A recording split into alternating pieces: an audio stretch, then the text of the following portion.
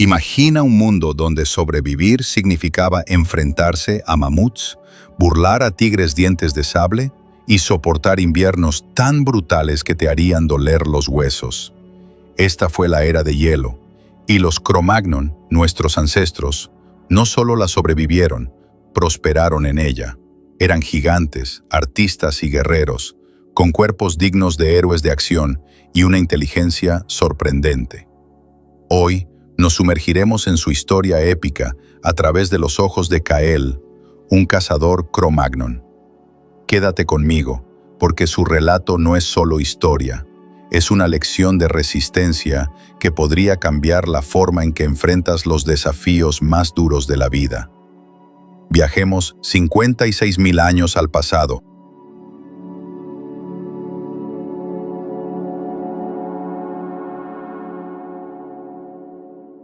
Conoce a Kael, un cazador Cro-Magnon en lo que hoy llamamos Europa. Con 1,88 metros de altura, es una torre de músculos. Sus anchos hombros están hechos para lanzar lanzas y arrastrar cadáveres de bisontes.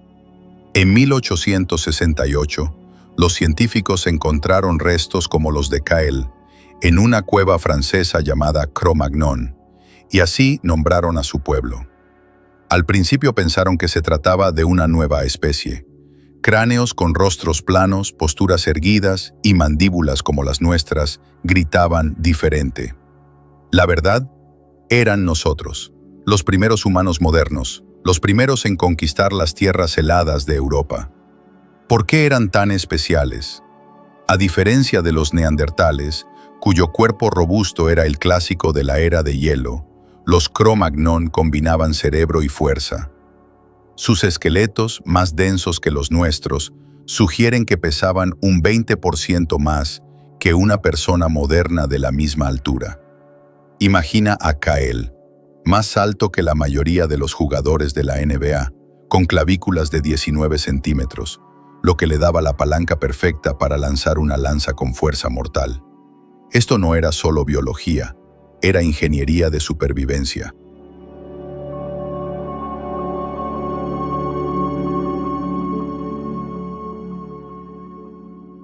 La vida de Kael no era un paseo. La era de hielo lo golpeaba a diario, con ventiscas, hambre y depredadores. Los fósiles hallados en yacimientos Cro-Magnon muestran huesos rotos, infecciones e incluso fracturas craneales que sanaron. Prueba de su resistencia. Una mujer llegó a sobrevivir a una herida en la cabeza que habría tumbado a la mayoría de nosotros. El propio Kael lleva cicatrices de la garra de un oso y aún así sigue cazando a los 35 años, viejo para su época, cuando pocos llegaban a los 40. Hagamos una pausa para un paralelo moderno. En 2010, Aron Ralston, un excursionista, sobrevivió 127 horas atrapado en un cañón de Utah, cortándose su propio brazo para escapar. Como Kael, enfrentó la furia de la naturaleza y venció gracias a la pura voluntad. Los Cro-Magnon eran los Aron Ralston de su tiempo, soportando heridas catastróficas sin hospitales, solo con el apoyo de su tribu. Su resistencia no era solo física. El pueblo de Kael cazaba megafauna, mamuts lanudos, ciervos gigantes, con lanzas, jabalinas y los primeros arcos. Incluso se atrevían con hienas y osos, animales que hoy nos harían huir gritando. Pero esa destreza tenía un lado oscuro. Quizá contribuyeron a la extinción de especies como el mamut, un recordatorio inquietante del impacto humano. Hoy, el 28% de las especies enfrenta la extinción, en parte por nuestras acciones. Las cacerías de Kael eran pura supervivencia, pero marcaron un precedente con el que aún lidiamos. Lo que más me impresiona es su equilibrio entre fuerza y estrategia. No solo dominaban a la presa, la superaban con astucia, organizando cacerías masivas durante las migraciones para acorralar manadas contra precipicios. Eran como los Navy SEALs de la era de hielo, combinando músculo con genio táctico.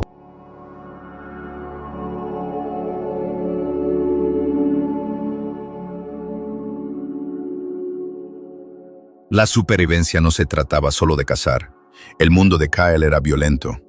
Fósiles como el del Cro-Magnon II, un hombre con el rostro destrozado, sugieren heridas infligidas por otros humanos. Otro, conocido como Esguiawan, presentaba un corte en una vértebra que le detuvo el corazón al instante. Recursos como la comida y la tierra provocaban conflictos, y algunas pruebas son escalofriantes. Cráneos humanos de la cueva de Go, en Inglaterra, usados como cuencos, insinúan episodios de canibalismo. 2 de las víctimas eran jóvenes, un eco sombrío de la desesperación. Y esta violencia no es solo historia antigua. En 1994, el genocidio de Ruanda mostró cómo vecinos podían volverse unos contra otros por recursos y poder. Tal como la tribu de Kael pudo haber peleado por un terreno de caza. La naturaleza humana no ha cambiado tanto como nos gustaría creer. Los Cro-Magnon no fueron solo víctimas, también fueron sospechosos de un asesinato neandertal de hace 50.000 años. Una herida en una costilla neandertal, probablemente causada por una lanza Cro-Magnon, sugiere que superaron a sus primos con armas de largo alcance. Algunos incluso especulan que llegaron a comerse a los neandertales, ya que las marcas de corte en una mandíbula coinciden con las halladas en huesos de ciervo. Pero no todo fue guerra. La evidencia genética muestra mestizaje, como en el caso de O1, un Cro-Magnon con un 9% de ADN neandertal, lo que revela relaciones mucho más complejas. Esa dualidad me fascina. El pueblo de Kael era capaz de una violencia horrenda, pero también de conexión. Nos recuerdan que la supervivencia puede sacar lo peor y lo mejor de nosotros. Hoy lo vemos en conflictos por recursos, pero también en la cooperación global. Los Cro-Magnon eran humanos, con todas sus luces y sombras.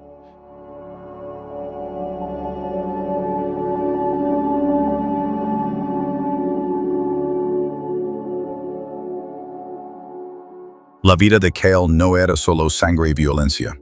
Su gente era brillante. Sus cerebros, con 1.514.000 centímetros cúbicos, superaban al nuestro promedio de 1.350.000. Construían chozas con huesos de mamut, revestidas de pieles para mantenerse cálidos, y organizaban campamentos con hogueras y zonas de carnicería. Domesticaron perros, imagina al cachorro de lobo de Kael vigilando el campamento, y comerciaban herramientas y joyas a lo largo de 200 kilómetros. Piensa en los Inuit de hoy, que prosperan en los extremos árticos con iglús y kayaks, de la misma manera que el pueblo de Kael dominaba su entorno.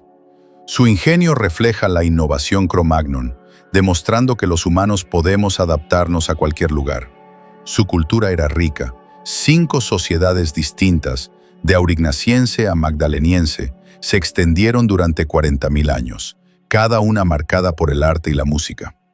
Las pinturas rupestres de la cueva de Chauvet, en Francia, representan leones y mamuts, mientras que las figurillas de Venus celebraban la fertilidad. Flautas y tambores sugieren música compleja, un rasgo humano universal. La tribu de Kael incluso usaba ocre rojo como arte corporal, una especie de declaración de moda prehistórica. Estoy asombrado por su creatividad.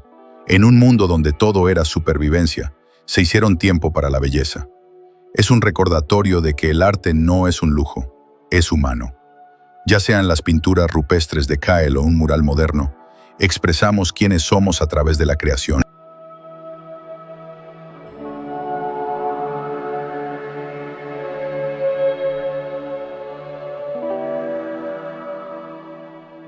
El pueblo de Kael no desapareció.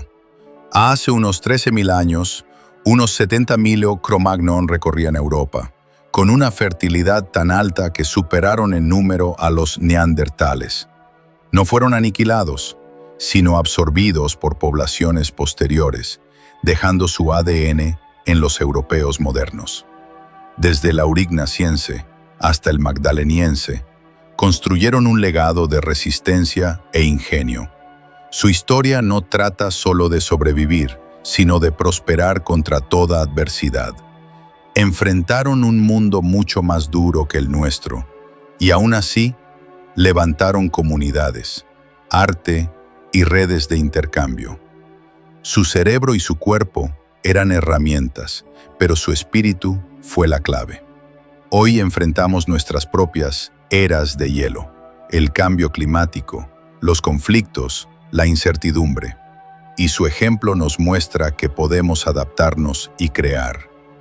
La lección del pueblo de Kale es clara. La resiliencia no es solo resistir, es construir algo mejor.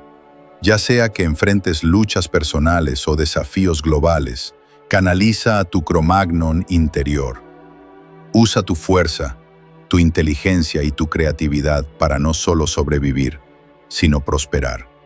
La tribu de Kale no dejó que la era de hielo los definiera. Ellos la definieron a ella. Así que dime, ¿cuál es tu era de hielo? Sea lo que sea, lleva sangre Cro-Magnon en tus venas. Sal ahí fuera, enfrenta el frío y construye tu legado. Gracias por ver este video. Suscríbete para más historias épicas y sigamos aprendiendo del pasado para forjar un futuro mejor.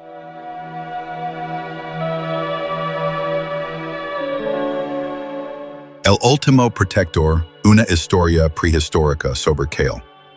Cuando el cielo se tornó ceniza y el viento del norte comenzó a olar a través de los pesos montañosos, Kale, ya más allá de su 30º invierno, seguía siendo el primero en levantarse y el último en dormir.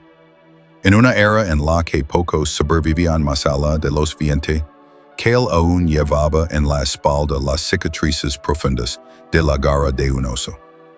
Todavía lanzaba la lanza con la fuerza de la juventud, y aún se movía por el mundo helado con la silenciosa vigilancia de un hombre que había visto demasiado como para bajar la guardia.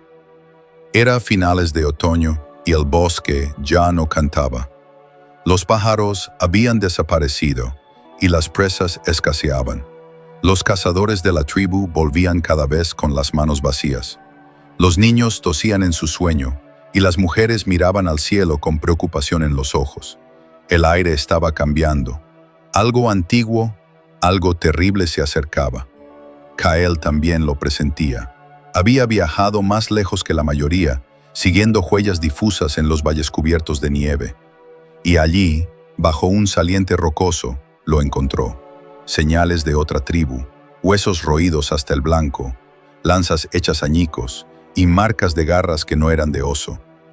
Ni siquiera una manada de lobos habría hecho esto.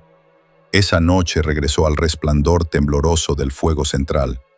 Mientras los ancianos discutían en susurros, Kale permaneció en silencio junto a su hija adoptiva, Nira, observando cómo la luz del fuego danzaba sobre su rostro.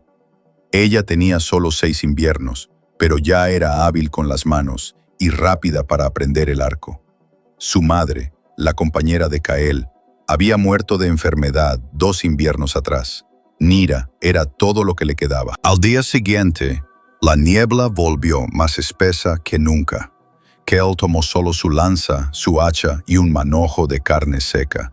No esperó permiso. Partió para encontrar lo que los cazaba antes de que llegara al campamento. Durante 3 días y noches, Kale siguió al enemigo invisible, avanzando por bosques donde ningún pájaro cantaba y la nieve mostraba huellas retorcidas, mitad garra, mitad pie. Al amanecer del 4.º día, lo encontró, una cueva solitaria, medio derrumbada, que apestaba a sangre y podredumbre. Y dentro, la bestia. Se alzaba el doble de su altura, con ojos negros y vacíos. Una hiena demasiado grande, demasiado vieja y demasiado marcada por cicatrices para temer a nada. No era un espíritu, era real, un superviviente como Kale, y se había alimentado de carne humana. La batalla no fue gloriosa, fue dolor, instinto y resistencia. Kale clavó su lanza en las costillas de la bestia cuando ésta se lanzó sobre él. El monstruo desgarró su hombro, pero Kale no cayó. Golpeó su quijada con el extremo de su hacha y luego hundió la hoja en su cuello. La bestia chilló y se agitó. La nieve se tiñó de rojo. Luego, silencio. Kale regresó días después cojeando, con los dedos entumecidos por la escarcha y cubierto de sangre que no era suya. No dijo palabra. Solo arrojó la garra cortada de la bestia ante el fuego y se marchó. Ese invierno fue el más frío que se recordaba. Pero los ataques cesaron. El bosque lentamente volvió a la vida. Los niños rieron otra vez. Años más tarde, mucho después de que los huesos de Kael descansaran bajo un túmulo de piedras sagradas, Nira se convirtió en la primera mujer en liderar una cacería. Llevaba la capa de piel de su padre y pronunciaba sus palabras. La resiliencia no es solo sobrevivir, es lo que proteges, para que otros puedan prosperar. Y así, Kael, el último protector, siguió vivo, no en carne, sino en legado.